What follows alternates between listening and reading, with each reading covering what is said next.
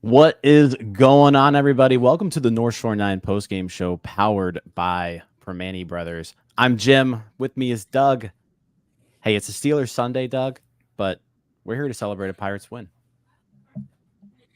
Yeah, we got the game we wanted on August 3rd, right? This is the kind of victory we wanted August 3rd. Brian De La Cruz has a couple hits. Jared Jones pitches a gem. Nick Gonzalez, Joey Bart. You know, this would have been great back then. But it's a win. We split the series and saw a few, encouraging things today. So we'll take it. I think, yeah, it was a really, really good baseball. It's almost sad that they played this well on a game that I would imagine not a lot of people actually watched. We all know the Steelers are the number one show in town, right? The Pirates are 10 games under 500. So it's like week one Steeler game. Everybody's watching that, right? Not too many people are watching this Pirates game. And they actually missed a really good game. This is one of the best games I've seen the Pirates play in a while, to be honest.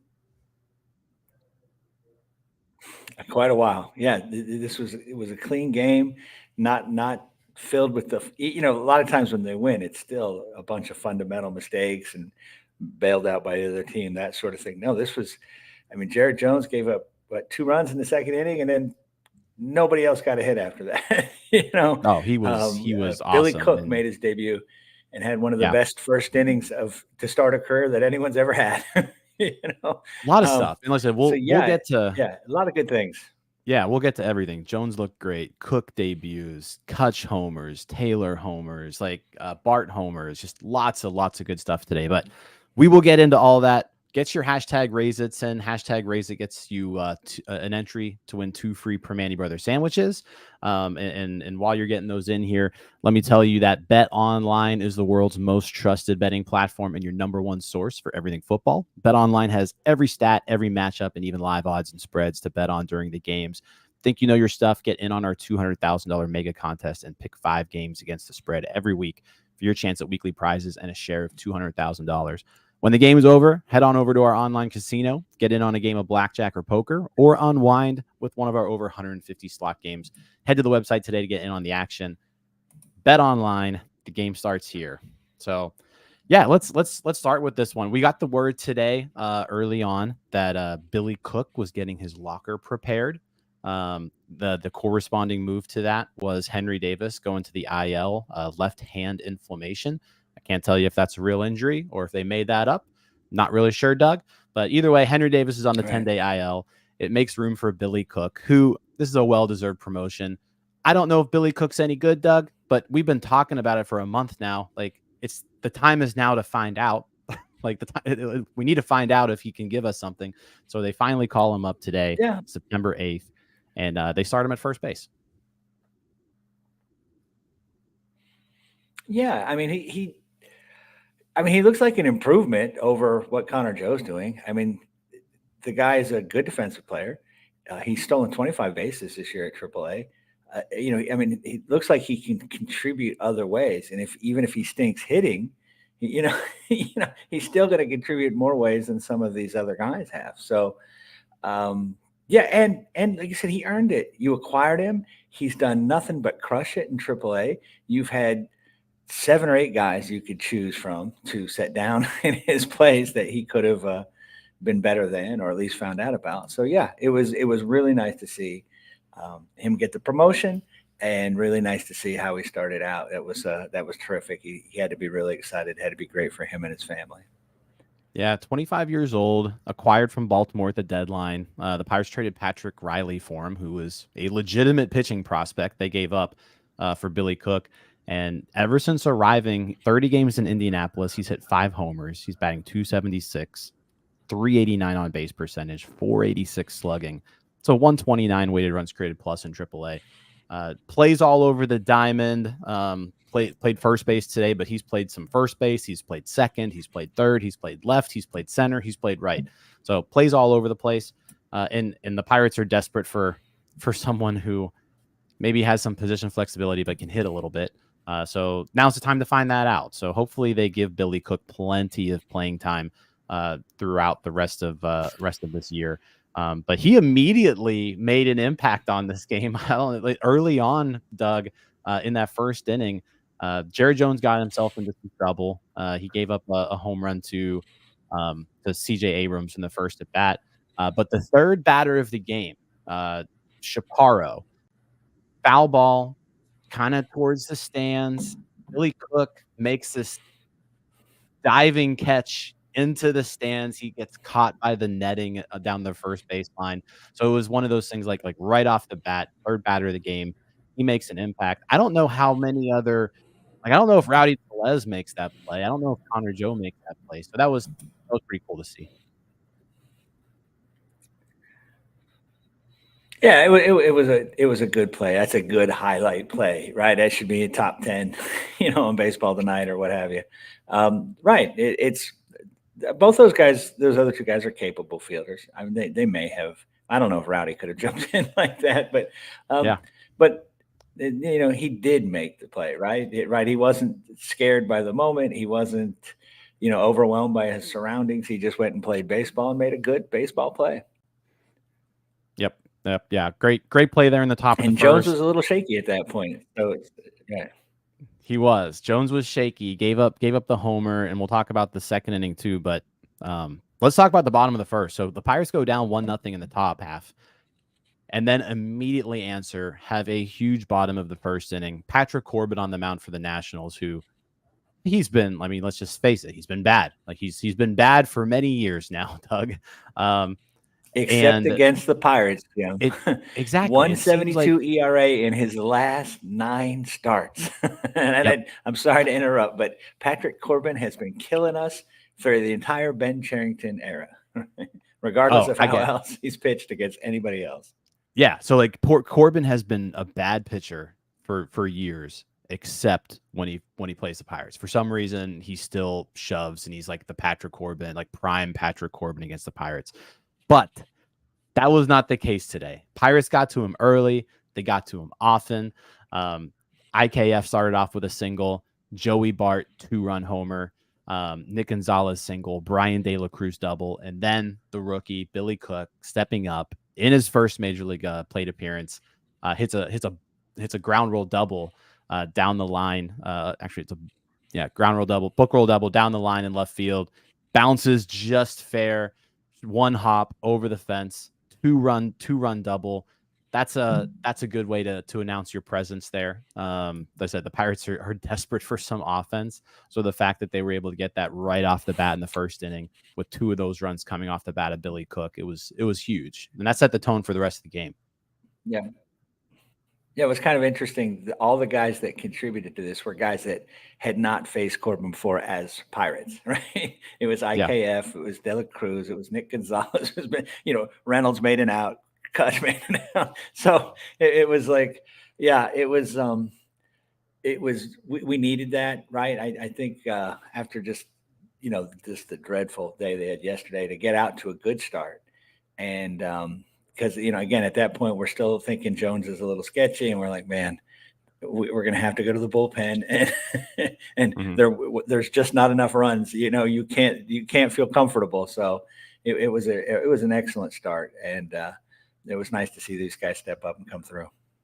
Yeah, really, really, really great first inning there, especially for Billy Cook. Then the second inning comes along, and Jones still not looking himself. Leadoff double against Ruiz.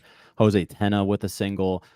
Almost gets out of the jam he puts himself in. He gets a fly out and a strikeout.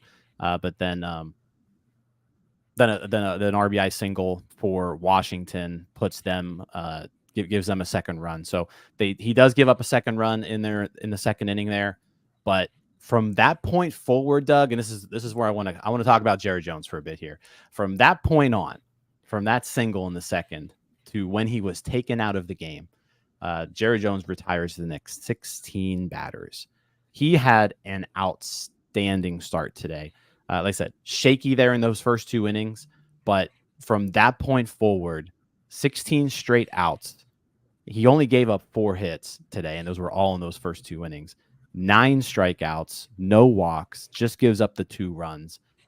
It was vintage Jared Jones. And I say vintage in the fact that he's not just 22 years old, but it was like the Jared Jones that we saw early on in the year, right? He was attacking hitters. He was like, you know what? It was My April, stuff May, is, Jared Jones. Yeah, like my stuff is good. I'm going to attack you. He threw a ton of strikes, 92 pitches today, 68 strikes. He only threw 24 balls all game long. But like he took over the game from that point forward. Right. Yeah, it was a dominant performance, right? It's what we were, what we got used to there in the early part of the season, where he just didn't walk anybody and he just threw strikes and just dared people to hit it. And someone hit a home run, he didn't care. He just went right back at you. And he then sort of, lost his control a little and then had the injury and some struggles and whatnot. Again, even his struggles haven't been that bad, but he was just, he was as good as he's looked all year. It was great to see. It was very encouraging. You wanted to see that he still got that he hadn't sort of lost that, that it wasn't just, the league hadn't seen him, so he looked great in April type thing. So it was an impressive performance. I said no walks, I mean, again, 16 straight. That doesn't happen too often. I think Skeens has done it twice this year, but he's from Mount Olympus, so 16 straight, like you mentioned, and I want to just talk about the stuff too. Like the fastball was there today. He averaged 98 on that fastball today. I believe 6 pitches registered as 100 miles per hour. When you use rounding, but the fastball was there. It was jumping. His curveball was. I don't know what he did with his curveball today, but it was different. It was very different. He threw it a lot. He threw 27 of them, but he also threw it hard. Like he was adding some ticks to that curveball. I want to talk about this for just a second. So his curveball coming into today, he averaged 80.4 miles per hour on that curveball. Today, it averaged 83.8. So he threw it 3.5 miles per hour faster today than he has the previous rest of the season, right? And whatever he did with it, he was effective. 27 pitches, generated 10 swings. 6 of those were swings and misses. No one hit that curveball faster than 82.6 miles per hour off the bat. He averaged 70.8 miles per hour exit velo on it. That pitch was the difference maker today, I think, because it was a pitch that we've seen Jared Jones throw curveballs. We haven't seen him throw that many of them. We haven't seen him throw it as hard as he did today. And it was breaking less, like it had less vertical break than it normally did. But I think it was just like the speed of that curveball and the placement of it. It was on today, and Nationals couldn't do anything with it. Yeah, exactly. I don't know if it's because they hadn't seen it in the scouting, or if it was something new, but they had no idea, and just no answer for that curveball today. It was, and that's a good pitch, right? I mean, if that's a repeatable thing, if that wasn't just a one-off or something, if he can do that consistently in outings, man, he is going to be tough. He already is tough. He's going to be tougher to hit, and that's very encouraging for the Pirates. Yeah, Donardo here in the comments just mentions kind of what I was talking about. He threw it 29% of the time today. Before today, 7.2% curveball usage on the season. So he threw a lot of them, and they were very effective. The slider was very effective today too. He got 5 swings and misses on that. A very kind of he spread it out a little bit today through 3 pitches, all at least 29% of the time, and all of them were effective. Swings and misses on all of them. Just an outstanding start. We haven't seen a Jared Jones start like this in a while. A lot of that has to do with the IL stint, but like going even before that IL stint. Like this is one of his better starts that we've seen from him. Yeah, absolutely. Prior to the IL start, he had still been he had started walking guys, right? His command wasn't as good, and I mean, and he's back to those first couple starts where we were just all blown away by what he was doing, right? Just throwing that fastball for strikes, daring people to hit it, and not walking a soul. I mean, and not just not walking people, not throwing balls, right? Right. He's just throwing strikes. He wasn't going full counts on people. He was just going after them. He's saying, here it is, hit it, and then just shook off anything. If they hit it, he's fine. I'll go get to the next guy, no problem. So, yep. Steelers game is officially over, by the way. So if everybody's jumping in here after the Steelers game, Steelers just won 18-10, so they're 1-0 on the year. So yeah, it was a good sports day, good sports ball day here in the Steel City. Yeah, good day in Pittsburgh. Yeah. Yeah. So again, outstanding start from Jones. Can't talk enough about it. If you're just joining us now, start from the beginning when we're done here. We just talked a lot about how impressive Jared Jones was today. But going back to the game and kind of the progression of it, we talked about that second inning where the Pirates jumped on Patrick Corbin. The first inning where they jumped on Patrick Corbin put up a 4 spot. They add to that in the third. Andrew McCutchen homers. That's his 19th of the year. Andrew McCutchen, I want to say it puts him within like 6 homers of Roberto Clemente for third all time in Pirates history. So he's right. And one home run from tying Willie Stargell for the most 20 home run seasons as a Pirate. He's tied with Ralph Kiner, right? He was 7 seasons with 20 home runs as a Pirate. I mean, again, his Hall of Fame case, right? It seems a little weak, but then it's like, wait a minute, tying, he's tied with Hall of Famer Ralph Kiner. He's about to surpass Hall of Famer Roberto Clemente, and he's about to be tied with, Willie Stargell in a category.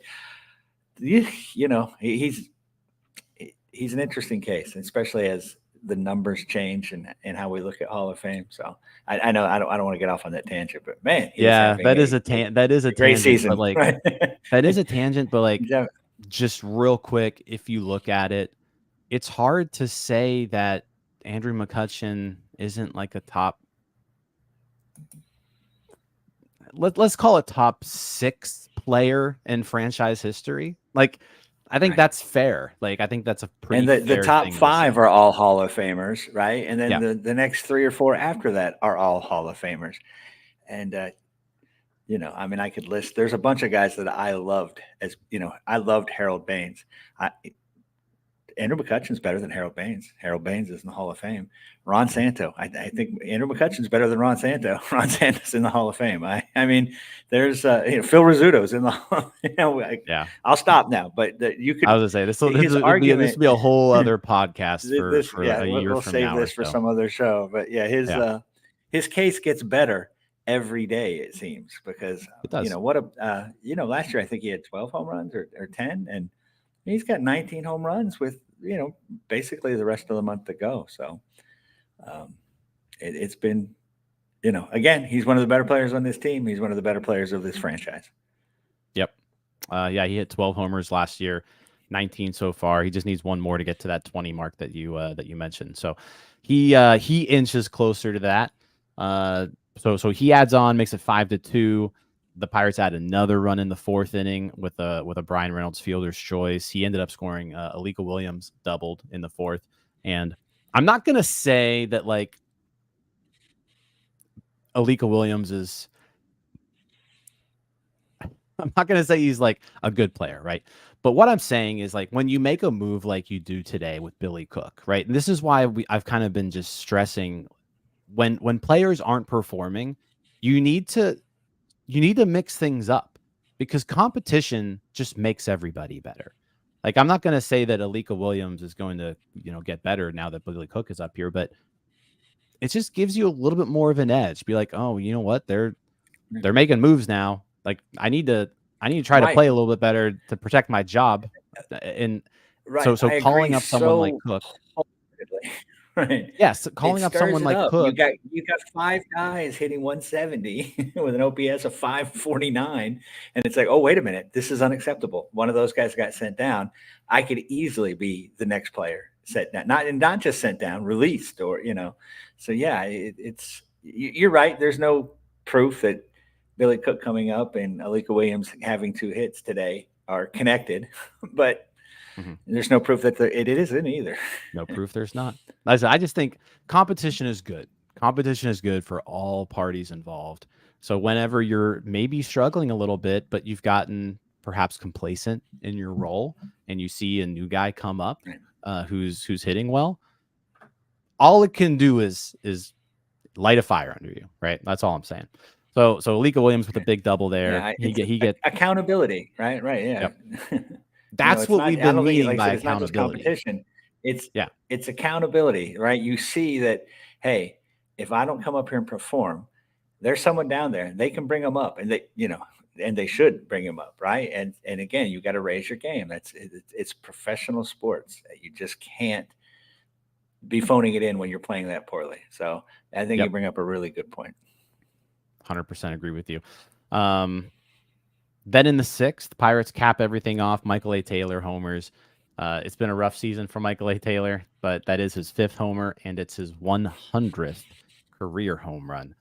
So he gets that off of the Nationals, where that's kind of a sort of a special moment for him, because if there is one team that really likes Michael A. Taylor, it is the Nationals. He won a World Series with them. He had some big moments with them in their postseason. So kind of a cool moment there for Michael A. Taylor. It gets home run number 100 against the team that probably looks at him the most fondly, over the course of his career.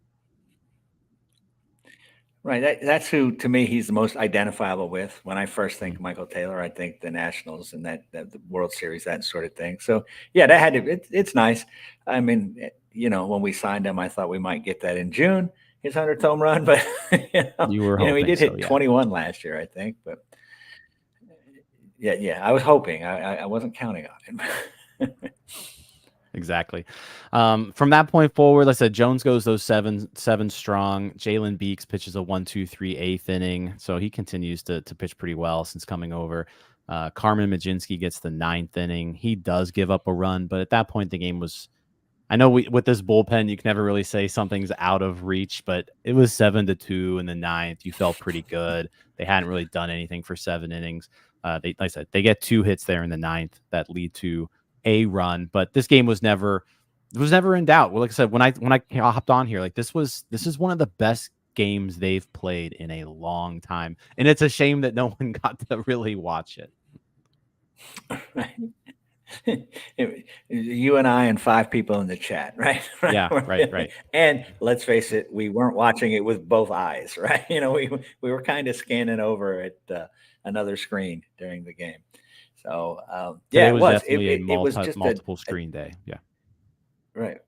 Yeah, this is the kind of game that you want the Pirates to play on a consistent basis, right? That Brian Reynolds is the only guy on the team that didn't have a hit, and O'Neal Cruz didn't play, and the Pirates scored 7 runs.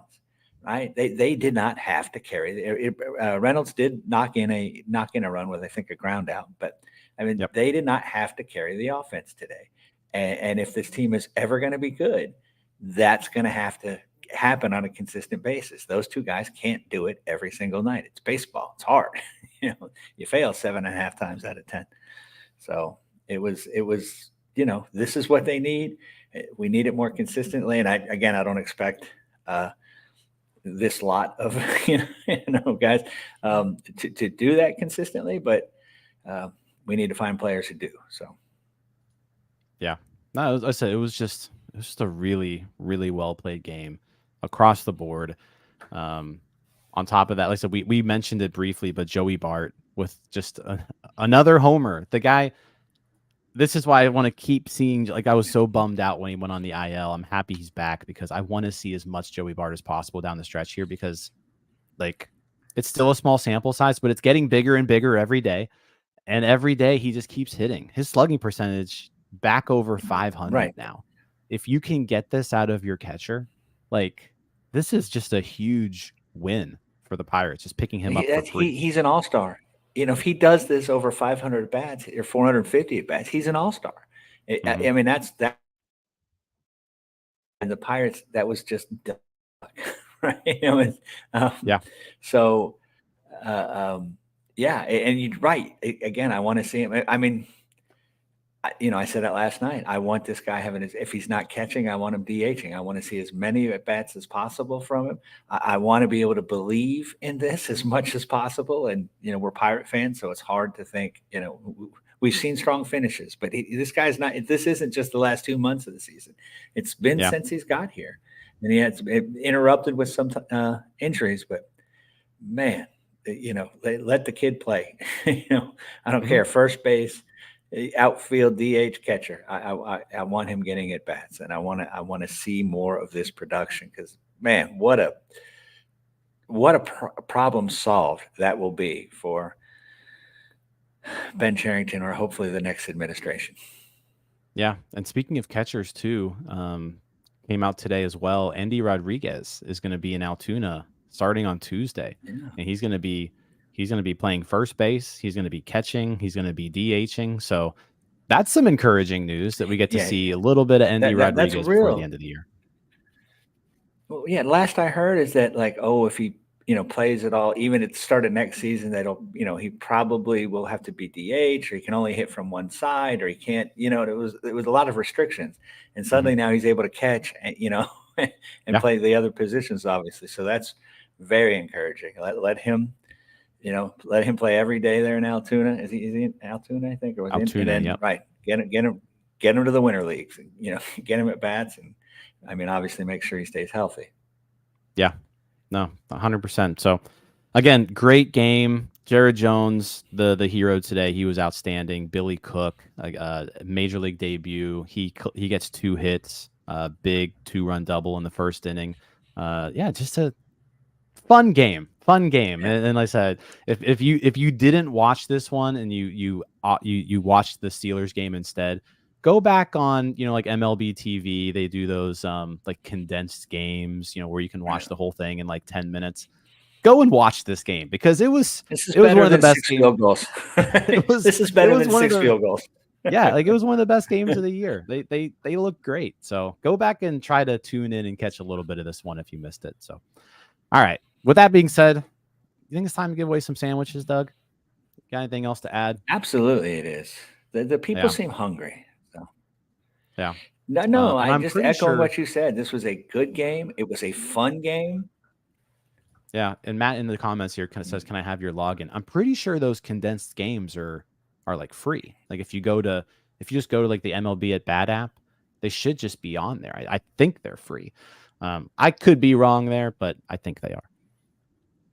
Correct me in the comments if I'm wrong. But apparently Henry Davis here is starving in the comments. So let's go ahead and give away these sandwiches. I'll give you a 30-second warning to get your hashtag RaiseIts in. While you're doing that, if you haven't already, hit the like button on the video. If you're watching on YouTube, Twitter, TikTok, Instagram, wherever you're watching us. If you haven't yet, subscribe to the page. Definitely appreciate everyone watching in the comments.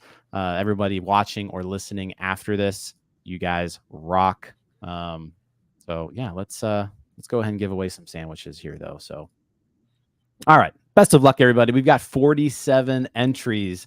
It's still a pretty low number, but I figured today was going to be a low number anyways. But hey, that means better odds for everybody. And Sean is our winner. Congratulations, Sean. I know you're in California, but hey, next time you come to Pittsburgh, you got 2 free sandwiches. So hopefully you're coming back to Pittsburgh soon. So congratulations. You know how to reach us. DM us in any way, whatever's easiest for you, and we'll get those out to you. So congratulations, man. Yeah, good job, Sean. Yep. All right. I believe the Pirates play tomorrow, right? Or are they off tomorrow? I think they're off tomorrow, and then skiing's on a. I just closed that. But yep. No, they play tomorrow. Pirates play tomorrow. Next. Miami, 6:40 p.m. Looks like it's skiing's tomorrow. So. Could it be skiing's? Could it be? That's what my That's what Yeah, ESPN that's right. is saying. So 6:40 tomorrow. So we'll be back with another post game tomorrow. We'll also be back. We'll be with, back. Starbucks in the morning. So wake up with us tomorrow morning, 7 a.m.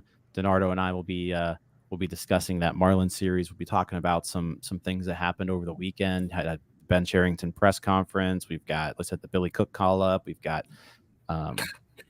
we got the Andy Rodriguez news. We got a lot of stuff to talk about. So yeah, tune in Monday. Don't have a lot of wins, but we have a lot of subjects to discuss. So you guys will have to go along tomorrow.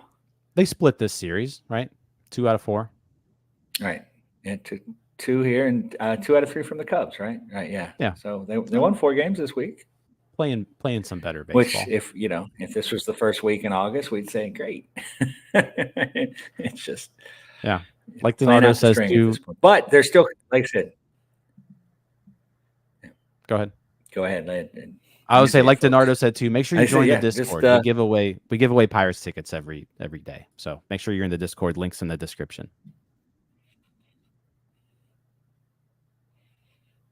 All right, guys. We'll see you tomorrow morning, and then tomorrow night. I thought you had something to add, Doug. I was cutting the big two to it. No, I got nothing else. I'm done. I'm out. All right. Again, thanks for watching, guys. Pirates win 7-3. We'll see you tomorrow. Hey, you all. Thank you for watching. I know we try to provide the most entertaining content that we can, and we'd love to spread it to as many people as possible. So I know it doesn't seem like a lot, but if you could take the 5 seconds to like this video and subscribe to the page, it helps out so much more than you know. Thank you, and let's go Bucks.